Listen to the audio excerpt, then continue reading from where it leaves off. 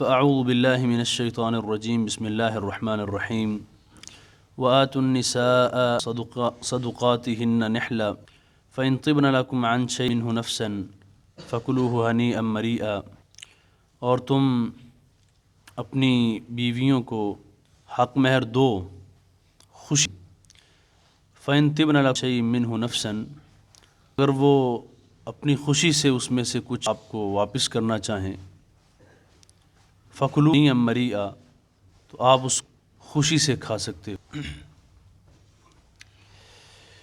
اس سے پہلے یتیم لڑکیاں جو ہیں ان کے بارے میں بات ہوئی کہ جس طرح ہم باہر سے بیٹی کو لے کے آتے ہیں، اس کی شادی ہوتی ہے، اس کا حق مہر ہے، اس کے دیگر اخراجات، جو یتیم لڑکیاں ہوتی ہیں ان کے ساتھ ناانصافی ہوتی ہے، ان کو وہ حق مہر نہیں دیا جاتا جو باہر سے آنے والی کو دیا جاتا ہے۔ تو یتیم لڑکی بات کرتے ہوئے اللہ خالق و مالک کے جو عام طور باہر سے آنے والی عورتیں ہیں، لڑکیاں ہیں، ان کی بھی بات کر دی۔ فرمایا وَآتُوا النِّسَاءَ صَدُقَاتِهِنَّ نِحْلًا، کہ اپنی عورتوں کو، بیویوں کو حق مہر جو ہے وہ بخوشی دیا کرو۔ اب اس پہ بات کر لیتے ہیں کہ حق مہر جو ہے، سب سے پہلے حق مہر یہ کتنا ہونا چاہیے؟ یہ ہمارے اس عصر حاضر میں جو اس کے بارے میں جو نقائص ہیں، کمیاں کوتاہیاں ہیں، حضرت عائشہ رضی اللہ تعالی عنہا سے سوال کیا گیا کہ رسول اللہ صلی اللہ علیہ وآلہ وسلم نے اپنی بیویوں کو کتنا حق مہر دیا ہے؟ تو سیدہ عائشہ رضی اللہ تعالی عنہا نے فرمایا کہ آپ علیہ الصلوۃ والسلام نے اپنی بیویوں کو 12 اوقیہ چاندی اور نصف۔ تو سیدہ عائشہ رضی اللہ تعالی عنہا نے خود ہی پوچھا کہ نصف کے بارے میں جانتے ہیں آپ، کیا ہے وہ؟ تو فرمایا کہ میں تو نہیں جانتا۔ فرمایا کہ وہ نصف ہے، یعنی 12.5 اوقیہ چاندی۔ اور اسی طرح ایک اور روایت سن لیں، پھر اسی پہ آتے ہیں کہ 12.5 اوقیہ جو چاندی یہ کتنی بنتی ہے، اس کی مالیت کتنی ہے پاکستان میں؟ سیدنا عمر رضی اللہ تعالی عنہ خطاب فرما رہے ہیں، بڑی مشہور حدیث ہے، جو ابھی میں نے حدیث پیش کی ہے یہ صحیح مسلم میں موجود ہے۔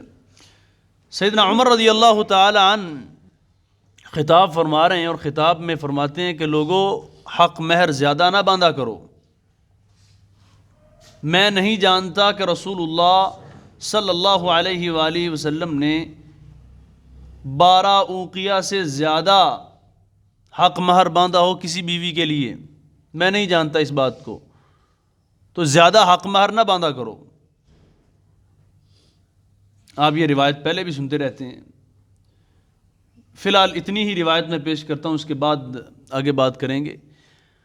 اب سیدہ عائشہ رضی اللہ تعالی عنہا والی روایت، اس میں 12.5 اوقیہ کا ذکر ہے، اور سیدنا عمر رضی اللہ تعالی عنہ ان کی جو روایت ہے اس میں 12 اوقیہ کا ذکر ہے، کوئی فرق نہیں زیادہ، 12.5 یا 12 اوقیہ۔ اب پاکستان اس کو تولہ جو ہے، ہمارے ہاں تولہ چلتا ہے نا جی، 1 تولہ 2 تولے 3 4 5، تو یہ تولے میں اگر دیکھا جائے تو یہ 187 تولے بنتا ہے، جو 12.5 اوقیہ ہے نا، 187 تولے بنتا ہے یہ۔ اور اگر میں کم سے کم جو چاندی ہے نا، کم سے کم اگر ہم اس کو 160-170 روپے تولہ مان لیں، 160 روپے مان لیں، تو یہ 30,000 کے قریب بنتا ہے، اگر کم سے کم میں کہہ رہا ہوں۔ اب مجھے اس بات کا علم نہیں ہے کہ اس وقت جو نا چاندی کا ریٹ کیا چل رہا ہے پاکستان میں، تو 187 تولے چاندی کا حساب آپ لگائیں، میں نے تو 150-60 کے حساب سے وہ 30,000 کے لگ بھگ بنتا ہے، 30,000 روپے۔ تو اتنا حق مہر رسول اللہ صلی اللہ علیہ وسلم نے اپنی بیویوں کو دیا ہے۔ اب رہا مسئلہ کہ سیدنا عمر رضی اللہ تعالی عنہ نے جو روایت پیش کی دوران خطاب، تو ایک خاتون کھڑی ہوئی، اس نے کہا کہ آپ کیسے کر سکتے ہیں کہ حق مہر کو مقرر کر دیں کہ اس سے زیادہ آپ دے نہیں سکتے، آپ کیسے کر سکتے ہیں، کیسے کہہ سکتے ہیں، جبکہ اللہ تعالیٰ نے قرآن مجید میں یہ فرمایا ہے وَآتَيْتُمْ إِحْدَاهُنَّ قِنْطَارًا، کہ اگر آپ ایک خزانہ بھی حق مہر میں دینا چاہیں تو آپ دے سکتے ہیں۔ اس کی مثالیں بھی ملتی ہیں۔ خزانے سے مراد وہ خزانہ نہیں جو آپ سمجھ رہے ہیں، مثلا باغ کے باغ، آپ علیہ الصلوۃ والسلام کے پاس ایک کیس آیا تھا نا، تو کہا کہ میں خلا لینا چاہتی ہوں، میں ان کے ساتھ نہیں رہنا چاہتی، تو آپ علیہ الصلوۃ والسلام نے فرمایا کہ دیکھ لو، اس نے حق مہر میں آپ کو باغ دیا ہوا ہے۔ خلا کی صورت میں حق مہر واپس ہوتا ہے، آپ جانتے ہیں، اور طلاق کی صورت میں حق مہر واپس نہیں ہوتا۔ خلا طلاق مرد دیتا ہے، خلا عورت خود لیتی ہے۔ جب عورت خود علیحدگی اختیار کرے گی تو وہ حق مہر واپس کرے گی، جب مرد اس کو طلاق دے گا تو پھر حق مہر واپس نہیں ہوگا۔ تو جب آپ علیہ السلام نے فرمایا کہ دیکھ لو، اس نے باغ آپ کو پورا حق مہر میں دیا ہوا ہے، تو اس حدیث سے ثابت یہ بھی ہوتا ہے کہ باغ بھی حق مہر میں دیا گیا۔ دوسری بات تو چلیں وہ بات کیا کہ حدیث مکمل پڑھیں گے تو کیا کیا چیزیں ثابت ہوتی ہیں، میں صرف اتنا۔ اب وآتیتم احداہن قنطارا فلا تاخذوا منہ شیئا، خزانہ بھی اگر آپ میں سے کوئی دینا چاہے تو دے سکتا ہے۔ اب سب سے کم جو حق مہر دیا گیا وہ حدیث پیش کر کے ہم موازنہ کریں گے، پھر اس آیت کی طرف آئیں گے۔ رسول اللہ صلی اللہ علیہ وسلم تشریف فرما ہیں، ایک خاتون آئی، اس نے کہا کہ میں اپنے آپ کو ہبہ کرتی ہوں۔ ہبہ کا مطلب یعنی میں آپ کے ساتھ نکاح کرنا چاہتی ہوں، اور رسول اللہ صلی اللہ علیہ وسلم نے دیکھا اور اپنے چہرہ مبارک کو پھیر لیا۔ وہ دوسری طرف آئی اور اس نے پھر وہی کہا کہ میں آپ سے نکاح کرنا چاہتی ہوں، تو آپ علیہ الصلوۃ والسلام نے پھر پھیر لیا چہرہ۔ صحابہ دیکھ رہے ہیں کہ رسول اللہ صلی اللہ علیہ وسلم اس سے نکاح نہیں کرنا چاہتے۔ ایک صحابی کھڑے ہوئے، فرمایا کہ یا رسول اللہ صلی اللہ علیہ وسلم، میں اس سے نکاح کرنا چاہتا ہوں، اگر آپ نہیں کرنا چاہتے تو آپ علیہ الصلوۃ والسلام نے فرمایا کہ آپ کے پاس کیا ہے؟ تو فرمانے لگے میرے پاس تو یہ ایک چادر ہی ہے جی۔ تو آپ علیہ السلام نے فرمایا کہ یہ چادر اگر تو اسے دے گا تو کیا لے گا؟ تو آپ علیہ الصلوۃ والسلام نے فرمایا کہ جاؤ ایسے کرو، ایک لوہے کی انگوٹھی لے آؤ، ایک لوہے کی انگوٹھی ہی لے آؤ۔ وہ صحابی جاتے ہیں، تلاش کرتے ہیں، نہیں ملتی، واپس آتے ہیں، فرمایا یا رسول اللہ صلی اللہ علیہ وسلم وہ تو نہیں ملی۔ تو آپ علیہ الصلوۃ والسلام نے فرمایا کہ آپ کو قرآن مجید کی کچھ صورتیں یاد ہیں؟ فرمایا جی ہاں یا رسول اللہ صلی اللہ علیہ وسلم، صورتیں تو مجھے یاد ہیں۔ اور حدیث میں آتا ہے کہ اس صحابی نے پھر جلدی جلدی گنوانا شروع کر دی کہ مجھے یہ بھی یاد ہے، مجھے یہ بھی یاد ہے، مجھے یہ۔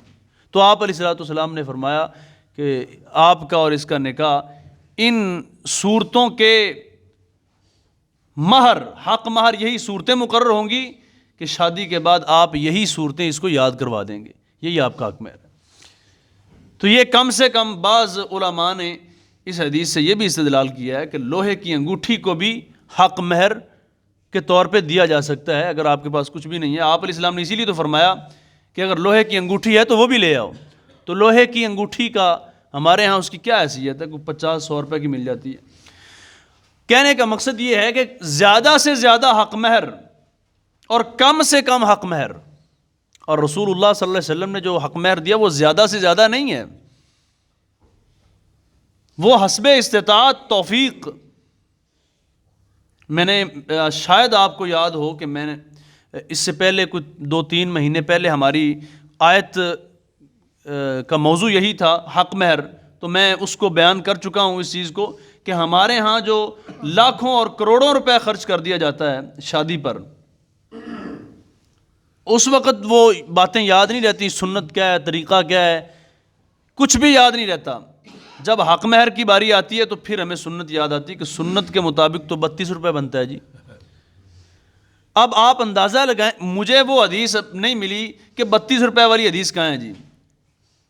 اب یہ دیکھیں آپ کہ رسول اللہ صلی اللہ علیہ وسلم نے جو حق مہر دیا ہے وہ بھی 187 تولے چاندی بن رہی ہے.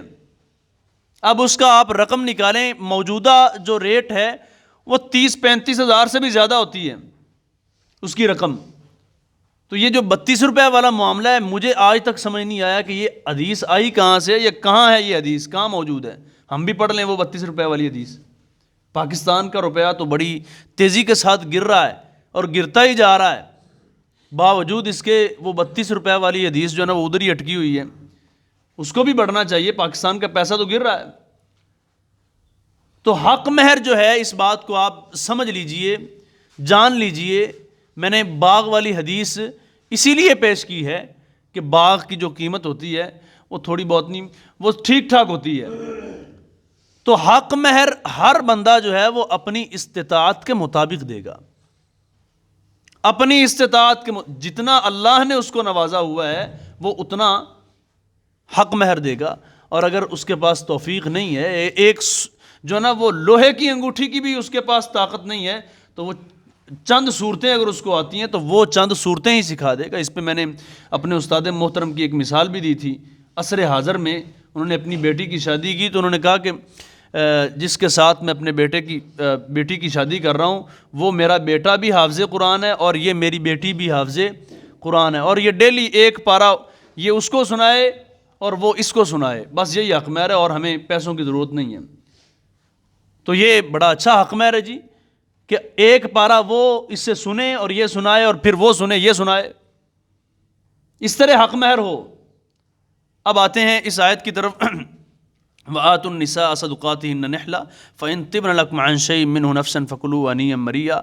فرمایا کہ جو حق مہر تم ایک تو خوشی کے ساتھ دیا کرو، جو مقرر ہو جائے وہ خوشی کے ساتھ دیا کرو، اور اگر وہ عورت راضی ہو جائے کچھ حق مہر آپ کو واپس دینے پر راضی ہو جائے تو پھر آپ لے لیں، پھر آپ کھا سکتے ہیں. اب یہ مسئلہ آج کا نہیں ہے، یہ مسئلہ بہت پرانا ہے. بعض لوگ حق مہر مقرر کر کے اور پھر وہ پوری رقم جو ہے نا وہ ادا نہیں کرتے.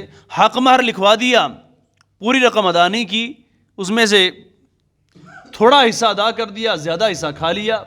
تو اللہ خالق و مالک فرماتے ہیں جو ان کا حق ہے حق مہر کی صورت میں وہ مکمل ادا کرو، اور اگر وہ پھر اپنی خوشی سے آپ کو دے دیتے ہیں تو پھر ٹھیک ہے، پھر آپ اس کو کھا سکتے ہیں. ہمارے ہاں یہ ہوتا ہے کہ 40-50 ہزار پہ جتنا بھی 1 لاکھ روپے آپ نے لکھوا دیا حق مہر، اور اس کے بعد پھر نیچے 2 چیزیں ہوتی ہیں، معجل اور غیر معجل. معجل کا معنی ابھی جو ادا ہوگا، اور غیر معجل جو ذرا تاخیر کے ساتھ بھی ادا کر سکتے ہیں، 1 ماہ کے بعد، 2 ماہ کے بعد، 3 ماہ کے بعد آپ وہ ادا کر سکتے ہیں. جو معجل ہوتا ہے وہ تو مل جاتا ہے 10,000 15,000 20,000، اور جو لاکھ روپے میں جو باقی رقم ہے 80,000 70,000 وہ غیر معجل میں ہے تو وہ نہیں ملتی. اب وہ حق مہر میں تو آپ کی رقم لکھی جا چکی ہے، آپ نے حق مہر اپنی مرضی سے مقرر کر دیا ہے، اور اگر وہ رقم آپ اپنی بیوی کو نہیں دیتے، اس کو آپ خود استعمال کرتے ہیں تو آپ گناہ گار ہیں. وہ پیسہ آپ کا حلال کا نہیں ہے، اس بات کو سمجھنے کی ضرورت ہے. ہمارے ہاں تو یہ ہوتا ہے کہ چلیں جی کوئی مسئلہ نہیں، وہ بھی ہمارا ہی گھر ہے، ہمارے ہی پاس آنا ہے. ایسی بات نہیں ہے، وہ آپ کی بیوی کا حق ہے.